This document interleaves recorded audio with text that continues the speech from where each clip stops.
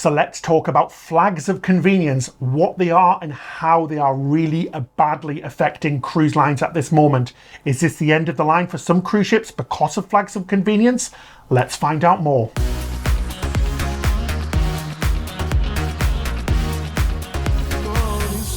Well, ahoy there, cruisers. I'm David, this is Ben. Together we're Cruise with Ben and David. And don't forget, before we start, to subscribe.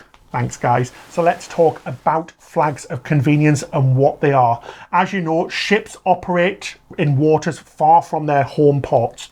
You'll usually find that ships are registered in Caribbean tax havens or places like Bermuda, Panama, or Malta. This has been happening in the whole industry for over 75 years. And it's not just cruise lines, it's other things like shipping lines, yachts, everywhere like that. Basically, you'll find the Bahamas has 114 registered ships there, making it the biggest.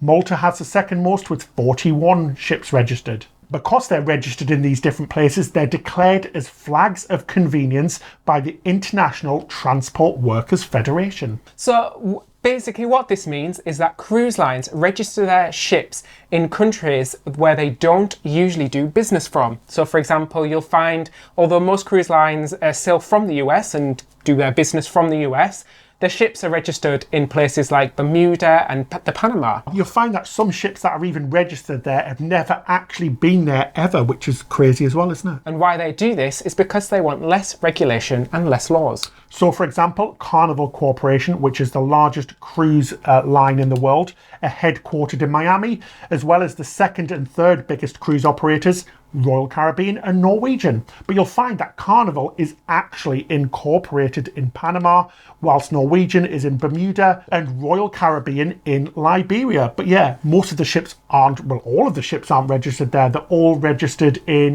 Nassau, so the Bahamas. Yeah, exactly. How crazy is that? But what a place. You'll often find these places will be developing countries rather than first world countries like the US and UK, because they would cost a lot more money and have much stricter rules. So what is the benefit to registering their ships in countries that they are not operating from?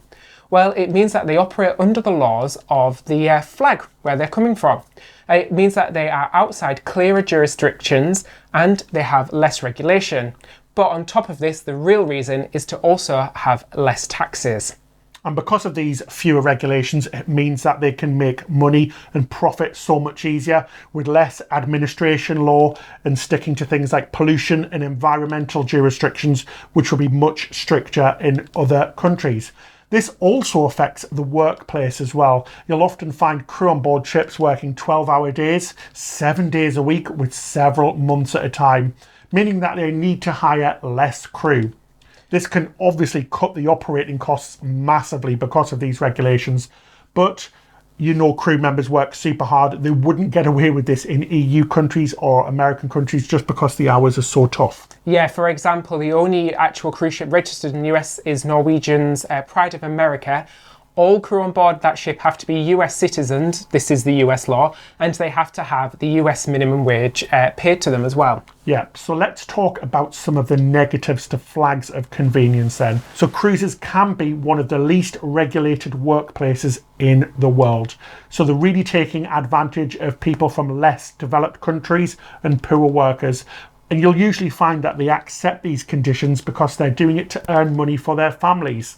And because this is hidden from view, passengers can sometimes be a bit oblivious to this, can't they? Yeah, so while you're kicking off about your margarita that's made slightly wrong, you don't think about that, do you? You don't think about how long that person's been working that day. Yeah, and some of the laws on board can be outdated. But as we said, the main reason is for tax avoidance. So not paying all of the tax that they could do if they were registered elsewhere, especially in the places like US and UK and Australia. On top of this, many ship owners are allowed to remain legally anonymous as well, making it hard to hold people accountable for any incidents that go wrong. But this is just the facts, guys. What is the actual real picture of flags and convenience in cruises? Well, you have organisations such as CLIA, who are the Cruise Line International Association. They help provide more strict, stringent cruise industry regulation. And CLIA's policies often exceed the requirement of international law.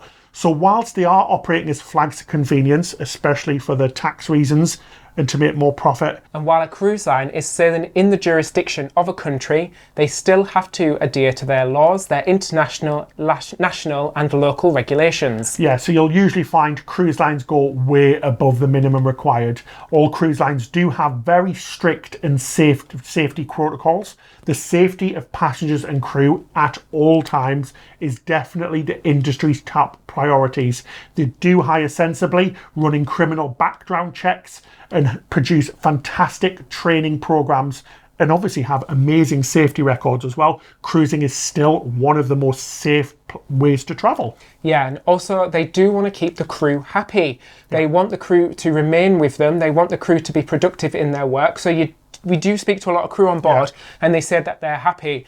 As you mentioned earlier, crew come from countries that are much poorer, so they like to take these jobs to save up money. They don't have expenses while on board, and they usually send all that money back home. Yeah, so it is good for them really in the long run, because it is a great job for them. They get to send a lot of money back home and are provided with really good living conditions, food, board, and all of that as well. Also, while ships visit the US, they are under CDC laws. So the CDC do come on board and do a check of the ship to make sure that the ship is clean and it's safe. Yeah, and it's safe enough for passengers. So how do we feel about this whole flag of convenience? Flags of convenience do make it really harder to ensure that standards are met. Things like fair wages, so we can stop relying on gratuities to pay the crew wages. And we totally agree that they should not be bailed out by governments. This has been the biggest impact of having flags of convenience during this whole situation, is that countries are refusing to not only accept cruise ships because they are registered elsewhere, they're refusing to bail them out as well, because obviously at this time they're losing billions, millions of dollars every single month because they're not cruising, and because they are registered in places like Panama, the Bahamas, Bermuda and Valletta and Malta. Places like the US, the UK and Australia are refusing to bail them out, and we think this is right. It's really came to hit them on the backside with this whole flags of convenience thing, hasn't it? And countries are telling these cruise ships to go back to the country that they are registered in, and they won't accept them at the ports. Yeah, just for example, recently Australia with 20 cruise ships have told them all to go away and get out of their waters, just because it's having such a big impact on local hospitals. They just don't have the capacity to take in any more people. Obviously, as you know, cruise ships have been refused entry into ports in South America, the Caribbean, and most recently in Florida in the USA, until Donald Trump decided to intervene and let the cruise ships dock. But it's because they are based in foreign countries. These are foreign companies. These might look like US cruise ships or UK cruise ships or Australian cruise ships, but they are not. These are operating under flags and companies of convenience. Yeah, and while they do bring an economic benefit to the ports that they are in, they do employ people in the US, they do bring benefits to the ports and stuff. They are not paying taxes in the countries that they are operating in. Yeah, and because of this, because they're not being bailed out by these first world countries, they're going to have a problem. How long can they maintain not receiving any money? Are we going to see cruise lines fold because of this? We probably think so. We're going to see some small cruise lines maybe fold. So how is this going to have an effect on the cruise industry at all? Well, obviously, as we said, at the moment, they're bringing in zero revenue. So there's a massive threat to the survival of cruise lines at the moment. Yeah, the US government isn't offering no assistance to cruise companies because, as we said, they are foreign companies, and other governments around the world are following suit with this as well. Yeah, as we said, these cruises do not qualify for the bailout loans because they are located elsewhere. And obviously, because they are located in flags of convenience in poorer, developing countries, these countries cannot afford to bail out the cruise lines, can they? Yeah, and it goes the same for the crew as well. In the UK, we've been fortunate that the government is supporting workers here, but as the crew on board are not, they're not UK citizens on board a ship, there's nothing they can do for them. Exactly. So analysts have been saying that the big cruise lines have enough reserves to last up to 6 months.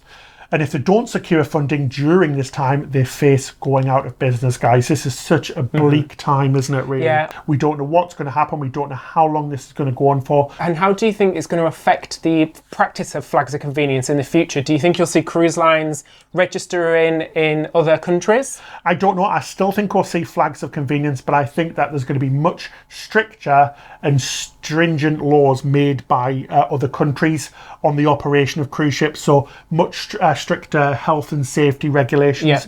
Things that have been caused by the virus are going to have to change in the future. We can see massive changes in the future in the long run. Can you? Yeah, definitely. We can see huge changes across the board. Yeah, but I do think flags of convenience will still remain a thing, but it's definitely highlighted it a lot more. It's something that's really flown under the radar most of the time, but this has really brought it out, hasn't it? I mean, you don't really notice it until it hits the fan, and you do need that protection. But whatever remains after this whole crisis, there's going to be needing a complete cruise overhaul, especially not just with the flags of convenience, but reducing the environmental impact as well. Yeah. So guys, what do you think about flags of convenience? How do you feel? Do you think they're a good thing, a bad thing? We want to know everything you want to say, so let us know in the comment section below. Big thank you to our supporters on Patreon, and Captain of the Week this week is Sean. Ahoy there, Sean. Ahoy, Sean. Thank you so much. We have a great Patreon community going with lots of extra videos and podcasts. You can find out more information about becoming a patron